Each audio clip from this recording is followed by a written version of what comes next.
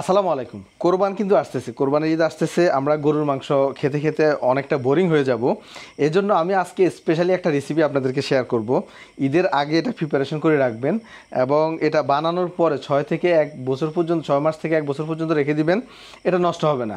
আর এটা খাওয়ার চাহিদা বাড়ায় এবং খাবার দেখা গেছে একই খাবার যদি বারবার খাওয়া হয় তাহলে রুচি নষ্ট হয়ে যায়, বাট এটা যখন খাবেন তখন ওই রুচিটা ঠিক থাকবে। যার জন্য এই রেসিপিটা আমি এখানে 4 ধরনের সবজি নিয়েছি। আপনারা আরও ভেরিয়েশন সবজি নিতে পারেন, কোনো অসুবিধা নেই। আমি দেখাচ্ছি। আমি এখানে গাজর নিয়েছি, মূলা নিয়েছি, শসা নিয়েছি এবং বিটরুট। এটা অনেকে আমরা জানি এটা কিছুটা দেখতে শালগমের মতো, তবে এটা লাল। এটা খুবই হেলদি একটা ভেজিটেবল। তো এই ভেজিটেবলগুলো আপনারা কাটবেন কিভাবে সেটা আমি দেখাচ্ছি। আপনাদের পছন্দ মতো কাটতে পারেন, কোনো অসুবিধা নেই। তবে আমি যেটা দেখাবো সেটা হচ্ছে একটা রিজন আছে এই কাটিংয়ের জন্য। প্রথম গাজরটা দেখাচ্ছি।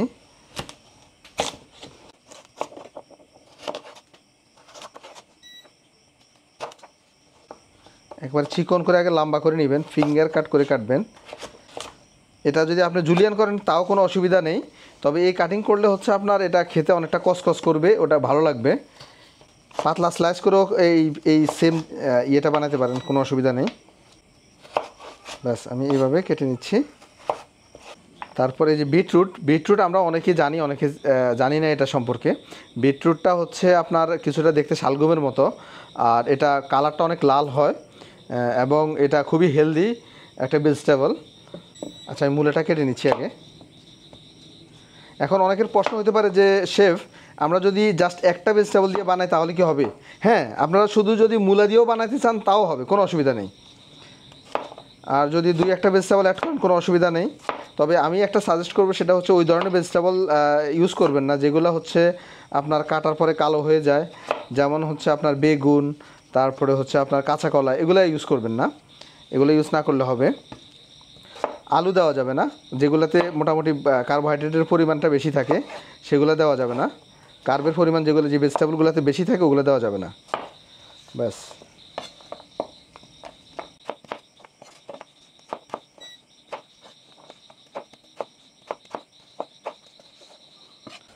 তারপরে এখানে একটা শসা নিয়েছি। শসা চেষ্টা করবেন যতটুকু সম্ভব একেবারে কচি শসা নেওয়ার জন্য। আমি বাজারে কচি শসা পাই নাই, যার কারণে হচ্ছে আমি একটু বাতি শসা নিয়েছি। তো বাতি শসা যদি ইউজ করেন সেক্ষেত্রে বিচিগুলো অবশ্যই ফেলে দিবেন। আর কচি শসা ইউজ করলে বিচি না ফেললেও চলবে, সিটগুলো একেবারে ফেলে দিতে হবে। আর ভেজিটেবল সবগুলোর কাটিং সেমই।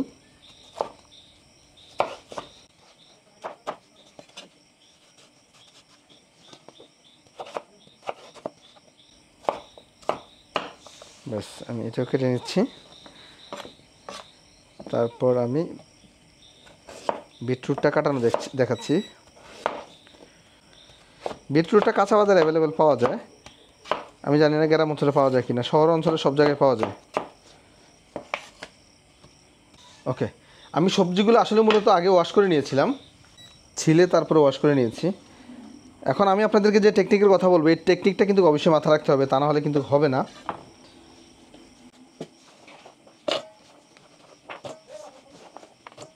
একটা সাজেস্ট করব, সেটা হচ্ছে আপনারা যখন এই পিকেলটা তৈরি করবেন কম পরিমাণ তৈরি করবেন না, কারণ কম যদি তৈরি করেন সেক্ষেত্রে কিন্তু আপনাদের লস হয়ে যাবে। আপনারা যদি, আমি এখানে যেই পরিমাণে ভেজিটেবল নিয়েছি, আমি এখানে নিয়েছি 1 কেজি কিউকাম্বার শসা, তারপরে 1 কেজি বিটরুট, 1 কেজি মূলা, 1 কেজি হচ্ছে গাজর। এই 4টা ভেজিটেবল আমি নিয়েছি এবং যদি অল্প পরিমাণে করেন সেক্ষেত্রে আপনাদের লস হয়ে যাবে। আর যেহেতু এটা 1 বছর পর্যন্ত সংরক্ষণ করে রাখা যাবে, এজন্য আমার কোনো অসুবিধা নেই। আমি একবারে তৈরি করলাম এবং এটা সংরক্ষণ করে আমি ফ্রিজে রেখে দেবো বা ফ্রিজের বাইরেও রেখে দেবো, কোনো অসুবিধা নেই। তো এজন্য আমি একটু বেশি পরিমাণে নিয়েছি। যদি কম পরিমাণে রান্না করেন সেক্ষেত্রে লসটা হবে কোন জায়গায় সেটাও আমি দেখাচ্ছি।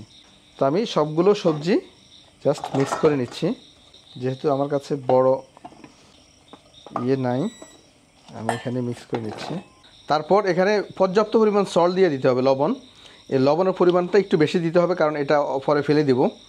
লবণটা এইভাবে দিয়ে লবণটা ভালো করে মাখাতে হবে। আর এইভাবে লবণটা মাখিয়ে একদম 2-1 মিনিট এইভাবে কষলাতে হবে। আমি দেখাচ্ছি। জাস্ট লবণটা এইভাবে কষলিয়ে আপনার 1 ঘন্টা হচ্ছে রেখে দিতে হবে। এতে করে ভেজিটেবলগুলো একেবারে সফট হয়ে যাবে তারপর সেকেন্ড স্টেপ। ওকে, আমি এভাবে সবগুলো ভেজিটেবল মাখাচ্ছি লবণ দিয়ে। এভাবে ভেজিটেবলগুলো লবণ দিয়ে ভালো করে কষলিয়ে অন্তত 2-1 মিনিট কষলাবেন। কষলানোর পর এটা 1 ঘন্টা মিনিমাম রেখে দিবেন। আর ভেজিটেবলগুলো একেবারে সফট হয়ে যাবে। তারপর সেকেন্ড স্টেপটা কীভাবে করবেন সেটাও আমি দেখাচ্ছি। আর মজার ব্যাপার হচ্ছে এই সবজি দিয়ে আপনারা মাছ রান্না করতে পারবেন, স্যান্ডউইচ তৈরি করতে পারবেন, ইভেন তো বার্গারের ভিতরেও দিতে পারবেন। এটা খুবই মজার একটা সবজি। 6 মাস থেকে 1 বছর পর্যন্ত সংরক্ষণ করে রাখতে পারবেন, সেটা নর্মাল ফ্রিজে হোক অথবা ফ্রিজের বাইরে হোক, কোনো অসুবিধা নেই। সো নেক্সট স্টেপটা দেখাচ্ছি আমি এটা জাস্ট 1 ঘন্টার জন্য রেখে দেবো। আমি 1 ঘন্টা লবণে ভিজানোর পর তারপর আবার একবার ওয়াশ করেছি। তবে ওয়াশ করার সময় বেশিক্ষণ পানিতে ভিজিয়ে রাখা যাবে না, জাস্ট হালকা একটু পানি দিয়ে ওয়াশ করে নেবেন। এই যে দেখেন ভেজিটেবলগুলো একেবারে সফট হয়ে গেছে। এই দেখেন একেবারে সফট, মানে আপনার কোনো ভাঙবে না, আপনার বাঁকা করলে ভাঙবে না। এই দেখেন বাঁকা করলে ভাঙবেই না, একেবারে সফট হয়ে গিয়েছে। তো এখন যে কাজটা করবেন, একটা টেকনিক্যাল একটা কাজ দেখাই আমি। আপনারা যেই কৌটা বা যে ডিব্বায় বা যেই বয়মে রাখবেন, সেই বয়মে আগে ভেজিটেবলগুলো ভালো করে মিক্স করে নেবেন, এতে করে কালারটা মিক্স হবে। এইভাবে এখন আমি সবগুলো ভেজিটেবল কৌটা নিয়ে নেব, যে সেম এইভাবে আমি সবগুলো ভেজিটেবল ডিব্বাতে নিয়ে নিয়েছি। আমি সাজেস্ট করব আপনারা কাঁচের জারে রাখার জন্য, এতে করে লং লাস্টিংটা বেশি হয়। প্লাস্টিকের জারে রাখা যায়, কোনো অসুবিধা নেই, তবে ফ্রুট গ্রেডেড হতে হবে। আমি এগুলো ফ্রুট গ্রেডেড প্লাস্টিকের জারগুলো নিয়ে আসছি।